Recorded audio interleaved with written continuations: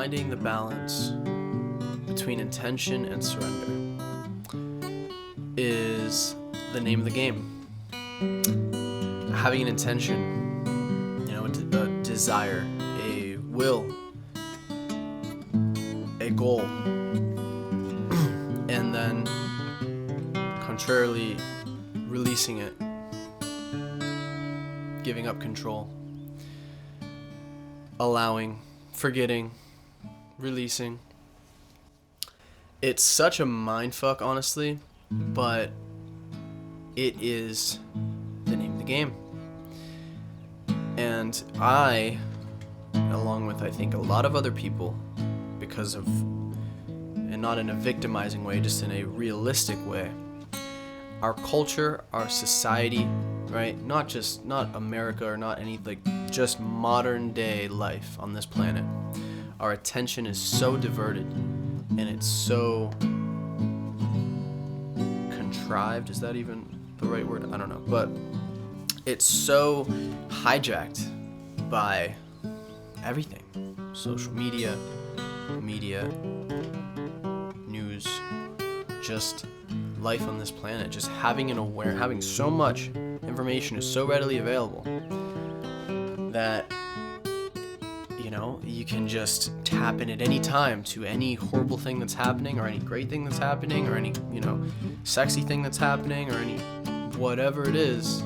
We got access to it, and with that much power, the responsibility is just as high. And especially and again, this is really the modern affliction, but America is one of the shining examples of just that go, go, go mentality. And I've been to other countries and I've been to other cultures, and it's still built into a lot of people's lives, but in a way that here is just so amplified. And I don't get into reasons why. I don't really know too much about economy and whatever, but I do believe it was intentional to some degree. I do believe, regardless, it can feel like you're not doing enough. I feel that way a lot of times. And yeah, in some ways you always could be doing more, but you want to work smarter, not harder. You want to think efficiency.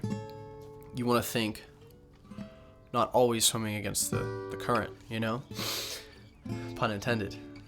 The current, thing, the current paradigm.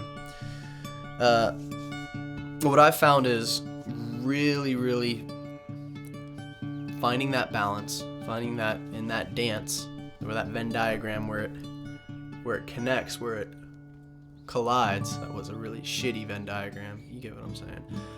Where it comes together there in the center of never give up and always surrender.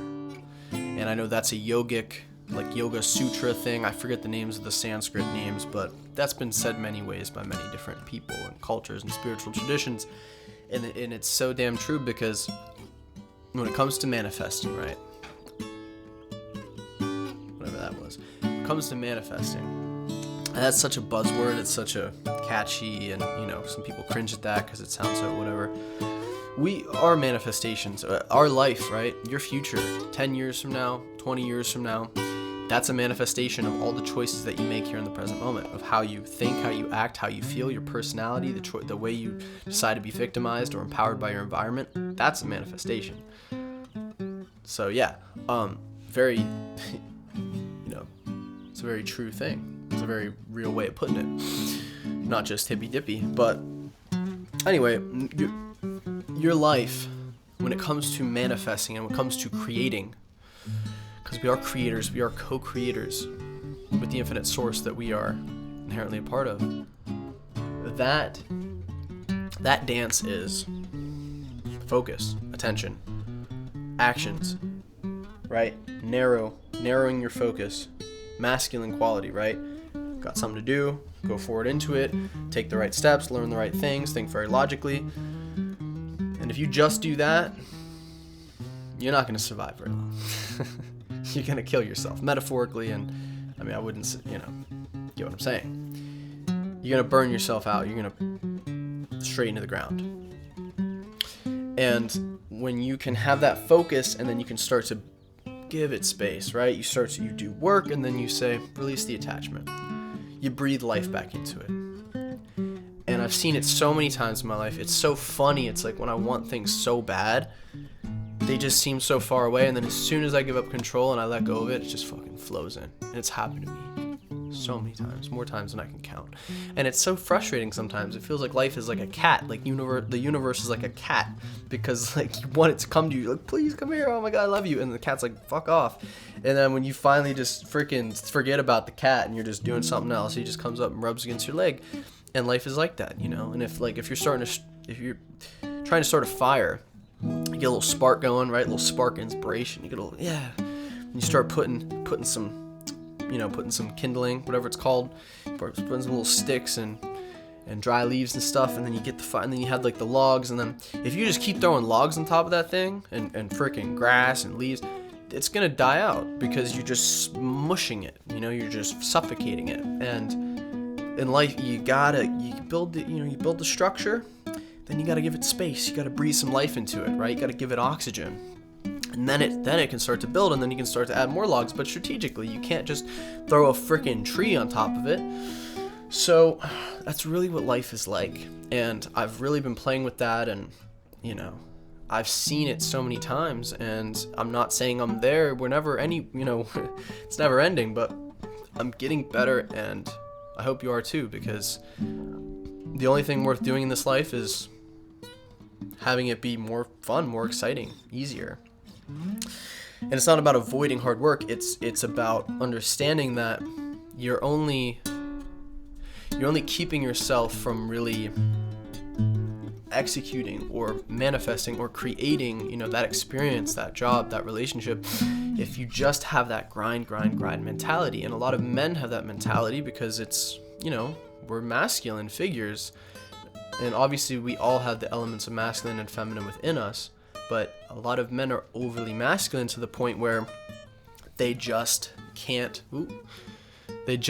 seem to let it go, or feel, you know, or to feel repressed emotions, or integrate, or to allow themselves to be nurtured even by themselves, because that's not very masculine in their own mind. Now, it is actually masculine, because what is a true man? It is a man that has the masculine and the feminine integrated fully. Same with a woman, right? It's called balance.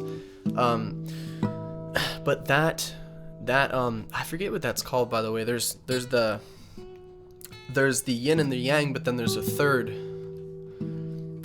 thing that is the coming together of the two. It's like the two together makes one, and that's what we're talking about, you know, that middle path. And yeah, if anything, I hope this video can just remind you, you know, hopefully you need to hear this, just remember to release, but then also remember to have goals and to have determination and to execute a will that's greater than your environment, because how can we create a new life if we are where we are? We have to think greater than how we feel. We have to think above, and we have to be able to believe in a future, right, that hasn't manifested yet.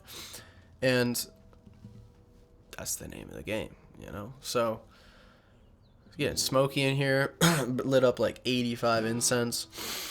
But yeah, just take it easy, but also take it hard. You know, just freaking go after it tenaciously, and then just let it go. And meditation is such a tool for that, man, because if you can learn to every night and every morning, even for 5 minutes, just let go and just trust your body to exist in the present moment without any freaking agenda or anything, you will see massive benefits in your life. And in a culture like this, in a life like this right now where we are, if you're not learning to feel at peace or at ease every beginning and end of the day, I don't know how you're doing it, but I hope you're doing well. So on that note, peace.